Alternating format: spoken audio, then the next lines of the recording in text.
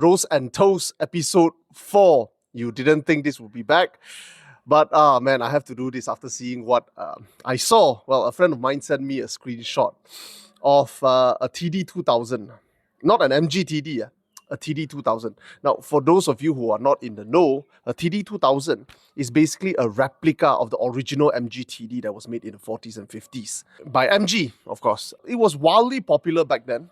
This is beyond our time now, of course. Subsequently, an Australian company decided to build a replica of that original car. Using much more modern parts. And this is, if I'm not mistaken, in the early 90s. But interestingly, in the mid-90s, a Malaysian company bought over this company and started assembling the car in Malaysia. And they make some changes. One of those changes that was made is that the engine, instead of using a Nissan CA18, they changed it to use a Toyota 3SFE engine. And the build quality apparently is quite good. And what a lot of people don't know is that this car is actually fiberglass. The body itself is entirely made of fiberglass. I've driven this car on multiple occasions. In fact, I learned heel toe and I learned a ref match on this car. Very good learner's car. It's not particularly fast. 9 seconds, 0 to 100. And anything above 120, the wind noise will kill you, basically. It's one of those slow cars that you can drive really fast and you can feel everything because you're so close to the ground. The car is so light. The power of the engine is more than enough. 3SFE.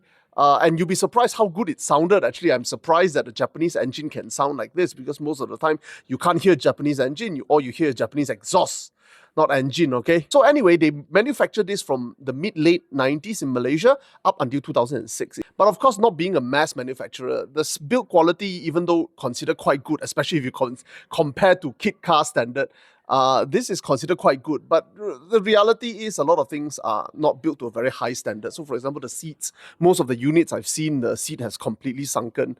The instrument cluster, the meters and all those are very nice looking, but they're not as reliable. A lot of them are broken.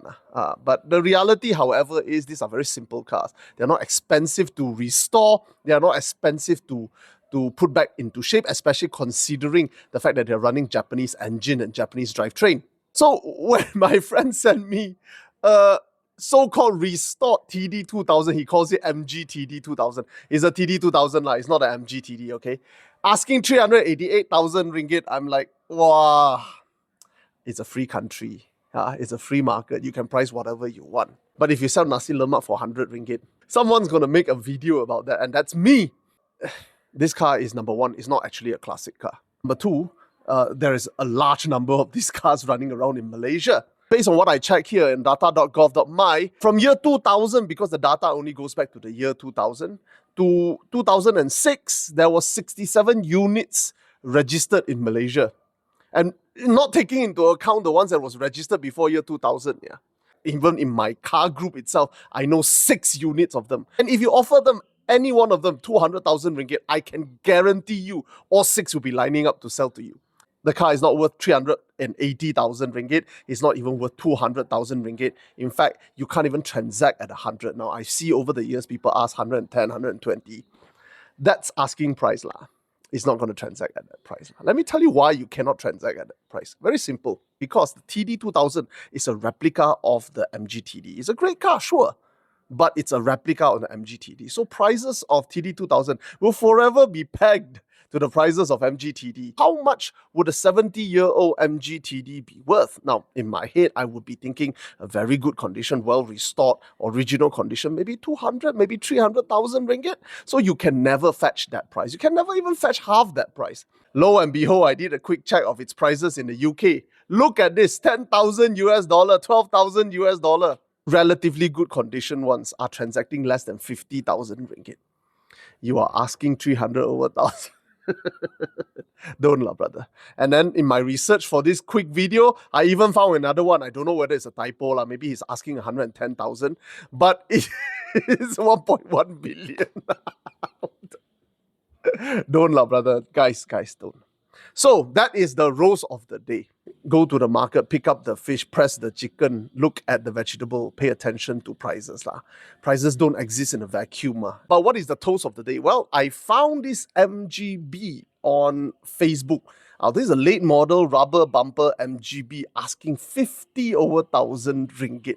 I have not seen the car. I don't know the condition. If it's running, if it's in pretty decent condition. Now, 50,000 ringgit, I wouldn't call it a steal, but it would be very, very good deal. Because even MG Midget are asking 50, 60,000 ringgit. And MGB, albeit a later model, asking 50 over is considered quite reasonable. But then again, when I start sharing with my friend, another one came up, a yellow one, chrome bumper, earlier model. This one is asking 40 over 1,000 ringgit. Unfortunately, the toast of the day goes to this yellow color one. But then again, I was told the yellow color one has been there for a while, which means 40 over 1,000 in this current market climate may not be that easy to transact as well.